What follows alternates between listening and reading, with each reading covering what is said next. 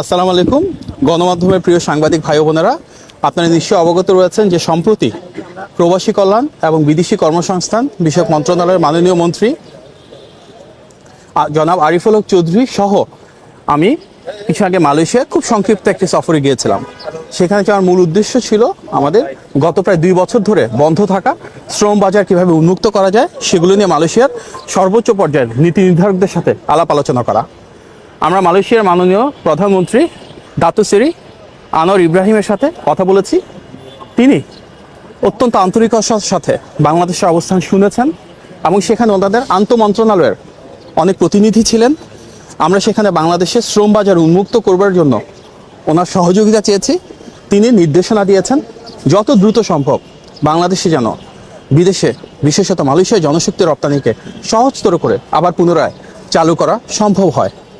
সেখানে আমাদের আলোচনা হয়েছে কিভাবে আমরা বিদেশে যাওয়ার প্রক্রিয়াটাকে আরও স্বচ্ছ করতে পারি, বিশেষত মালয়েশিয়ায় যারা কাজ করতে যাচ্ছেন তাদের জন্য অভিবাসন ব্যয় কমিয়ে আনতে পারি।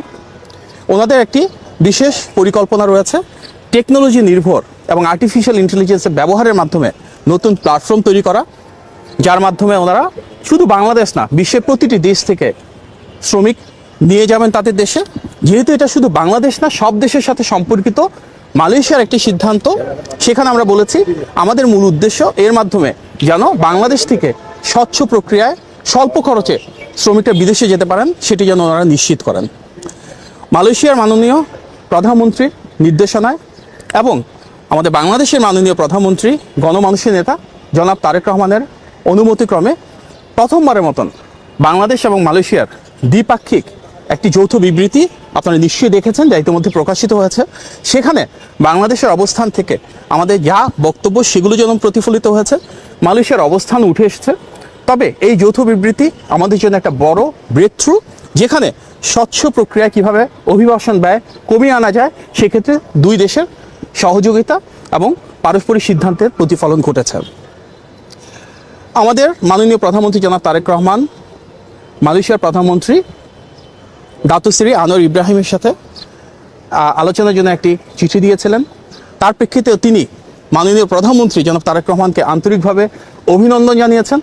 জনগণের ভোটে একটি অবাধ, সুষ্ঠু এবং গ্রহণযোগ্য নির্বাচনের মাধ্যমে নির্বাচিত বাংলাদেশ সরকারকে আন্তরিকভাবে অভিনন্দনের পাশাপাশি দেশ পরিচালনার সর্বাঙ্গীন শুভকামনা জানিয়েছেন এবং মালয়েশিয়ার প্রধানমন্ত্রী বাংলাদেশের প্রধানমন্ত্রী জনাব তারেক রহমানকে মালয়েশিয়ায় ভ্রমণ করবার জন্য উদাত্ত আহ্বান জানিয়েছেন এবং বলেছেন তিনি সেখানে তাকে বরণ করবার জন্য প্রস্তুত রয়েছেন। মালয়েশিয়ার মানব সম্পদ মন্ত্রী দাতু সেরি রামাকৃষ্ণনের সাথে আমাদের বেশ কয়েকবার মিটিং হয়েছে এবং সেখানে আমরা আলোচনা করেছি কিভাবে মালয়েশিয়ায় বাংলাদেশ থেকে শ্রমিক আরও সহজে সুলভে স্বচ্ছ প্রক্রিয়ায় নিয়ে যাওয়া যায়। এর পাশাপাশি আমরা সেখানে আলোচনা করেছি যারা এই মুহূর্তে মালয়েশিয়ায় রয়েছেন সে বাংলাদেশি শ্রমিকদের জীবনমান কীভাবে আরও উন্নত করা যায়, ওনাদের সুযোগ সুবিধা কীভাবে বাড়ানো যায়, যাদের ডকুমেন্টেশন সমস্যা রয়েছে ওনাদেরকে কীভাবে লিগালাইজ করানো যায় এবং এই বিষয়ে আমরা আমাদের দেশের অবস্থান তুলে ধরেছি যেন মালয়েশিয়া আমাদেরকে এক্ষেত্রে সহযোগিতা করে। ওনারা বলেছেন যে মালয়েশিয়ার জন্য যে পলিসিগুলো সেগুলো শুধু বাংলাদেশ না পৃথিবীর সব দেশের সাথে একইভাবে প্রযোজ্য হয়, যার কারণে আমাদের সবগুলো অনুরোধ ওনারা হয়তো তাৎক্ষণিকভাবে বাস্তবায়ন করতে পারছেন না। কিন্তু বাংলাদেশ থেকে আমাদের অবস্থান হচ্ছে অন্যান্য দেশের তুলনায় আমরা ভিন্ন, কারণ সবচেয়ে বেশি সংখ্যক শ্রমিক বাংলাদেশ থেকে যাচ্ছেন এবং মালয়েশিয়ার উন্নয়ন অগ্রযাত্রায় বাংলাদেশের শ্রমিকদের অসাধারণ ভূমিকা রয়েছে। সুতরাং আমরা অনুরোধ জানিয়েছি বাংলাদেশের ক্ষেত্রে যেন বিশেষভাবে ওনারা বিবেচনা করেন এবং সেই প্রতিশ্রুতি ওনারা দিয়েছেন যে ওনারা সামগ্রিকভাবে আলাপ আলোচনার মাধ্যমে আমাদেরকে পরবর্তী সিদ্ধান্ত জানাবেন যে বাংলাদেশি শ্রমিকদের জন্য আলাদাভাবে আলাদা নিয়মে কোনো কিছু করার সুযোগ থাকবে কিনা। আমরা মালয়েশিয়ার উচ্চশিক্ষামন্ত্রী দাতু সেরি আব্দুল কাদিরের সাথে আলোচনা করেছি। সেখানে বাংলাদেশের সাথে মালয়েশিয়ার উচ্চশিক্ষায় কিভাবে ডিগ্রি এবং সার্টিফিকেটের ক্ষেত্রে সমন্বয় করার সুযোগ থাকে, পারস্পরিক সহযোগিতা বাড়ানোর সুযোগ থাকে, বিশেষভাবে টিচার এবং স্টুডেন্ট এক্সচেঞ্জের ক্ষেত্রে আমাদের নতুন দ্বার উন্মুক্ত করা যায় কিনা, যেটি নিয়ে মালয়েশিয়ার প্রধানমন্ত্রী যথেষ্ট আগ্রহ প্রকাশ করেছেন, সেই বার্তা আমরা পৌঁছে দিয়েছি। এর পাশাপাশি যারা মালয়েশিয়ায় গ্র্যাজুয়েশন করে, প্রতি বছর 10,000-এর বেশি মানুষ সেখানে পড়াশোনা করতে থাকেন, তাদেরকে গ্র্যাজুয়েশনের পরে কিভাবে মালয়েশিয়ার মেইন স্ট্রিম কমিউনিটি তার একটু ইন্টিগ্রেট করা যায়, ওনাদের জন্য কি সুযোগ সুবিধা বাড়ানো যায় কিনা সেগুলো নিয়ে আমরা আলোচনা করেছি। আমাদের মূল উদ্দেশ্য মালয়েশিয়ার উচ্চ শিক্ষামন্ত্রীর সাথে আলোচনায় যেটা উঠে এসেছে, দুটো দেশের শিক্ষাক্ষেত্রে বহুমুখী সহযোগিতা এবং গবেষণার জন্য কিভাবে একটি সেম প্ল্যাটফর্ম তৈরি করা যায় এবং দুই দেশের শিক্ষক এবং শিক্ষার্থীদের একসাথে কাজ করে বিশ্ববিদ্যালয় এবং ব্যক্তিগত পর্যায়ে আমরা আরও বেশি কোলাবোরেশন তৈরি করতে পারি। আমরা মালয়েশিয়ার প্রধান যেটি রিসার্চ ডেভেলপমেন্ট এবং ইনোভেশনের সরকারি প্রতিষ্ঠান মিমোসে ভিজিট করেছিলাম।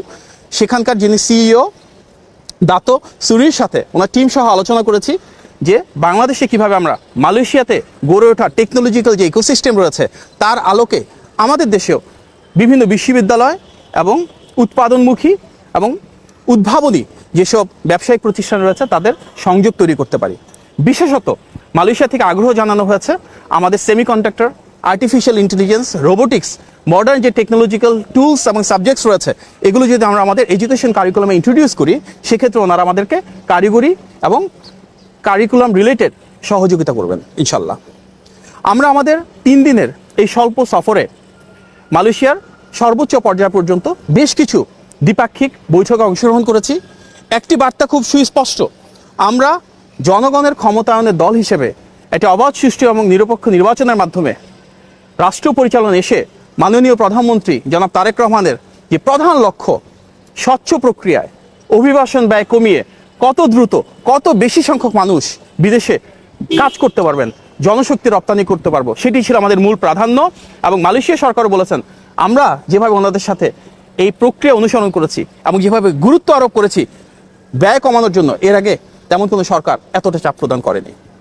উপস্থিত প্রিয় সাংবাদিক ভাই ও বোনেরা, আপনারা নিশ্চয়ই জানেন জনশক্তি রপ্তানি শুরু হয়েছিল বাংলাদেশ থেকে শহীদ প্রেসিডেন্ট জিয়াউর রহমানের সময়। এবং আজকে বাংলাদেশের অর্থনৈতিক অগ্রযাত্রার একটি অন্যতম বড় ভিত্তি আমাদের বিদেশে থাকা কষ্ট করা লাখো লাখো কুচি মানুষের যে শ্রম ঘাম সেটি। সুতরাং বিএনপি সবসময় জনশক্তি রপ্তানিকে আমাদের অর্থনৈতিক অগ্রযাত্রার একটি প্রধান বাহন মনে করি। এটি আমাদের জন্য গৌরবের একটা বিষয়। প্রবাসী কল্যাণের যে মন্ত্রণালয় সেটি শুরু হয়েছিল দেশনেত্রী এবং খালেদা জিয়ার সময়, যার কারণে প্রবাসীদের কল্যাণ আমাদের জন্য একটা বড় অগ্রাধিকার। এই বছর প্রথমবারের মতন আমাদের প্রবাসী ভাই বোনেরা ভোট দিয়েছেন, যেটি আমাদের মাননীয় প্রধানমন্ত্রী জনাব তারেক রহমানের নির্বাচনী প্রতিশ্রুতি ছিল। এবং তার আলোকে আমরা সামনে ইনশাল্লাহ প্রবাসী কার্ড শুরু করব। আমাদের প্রবাসী প্রতিটি ভাই এবং বোনদের পাশে আমরা থাকব। আমাদের নেতা, গণমানুষের নেতা জনাব তারেক রহমানের যে নির্বাচনী প্রতিশ্রুতি রয়েছে তার আলোকে আমাদের সর্বাঙ্গীন প্রচেষ্টা থাকবে যত দ্রুত সম্ভব বহির্বিশ্বে আমাদের জনশক্তি রপ্তানি আরও কীভাবে আমরা বৃদ্ধি করতে পারি, আনস্কিল্ড, স্কিল্ড, সেমি স্কিল্ড প্রত্যেকটা ক্যাটাগরিতে, এবং পৃথিবীর যেই দেশে আমাদের প্রবাসী ভাই এবং বোনেরা রয়েছেন কিভাবে তাদের জীবনমান আরও উন্নত করতে পারি, কিভাবে ওনারা আরও একটু স্বচ্ছন্দে আরও নিরাপদে থাকতে পারেন, সেটির জন্য আমরা প্রতিশ্রুতিবদ্ধ। আমাদের মালয়েশিয়া সফরে মাননীয় প্রধানমন্ত্রী জনাব তারেক রহমানের নির্দেশনা আমরা গিয়েছিলাম এবং ওনার যে স্বতঃস্ফূর্ত আন্তরিকতা ছিল সেটিকে মালয়েশিয়া মাননীয় প্রধানমন্ত্রী যেভাবে বরণ করে নিয়েছেন, তিনি যেভাবে আমাদের মাননীয় প্রধানমন্ত্রীকে শুভকামনা জানিয়েছেন, মালয়েশিয়ায় যাওয়ার জন্য নিমন্ত্রণ জানিয়েছেন এবং আমাদেরকে আন্তরিকতার সাথে বলেছেন সব সমস্যা ইনশাল্লাহ আমরা একসাথে কাজ করে সামনে সমাধানের উদ্যোগ গ্রহণ করব, সেটি একটি অভূতপূর্ব উদ্যোগ।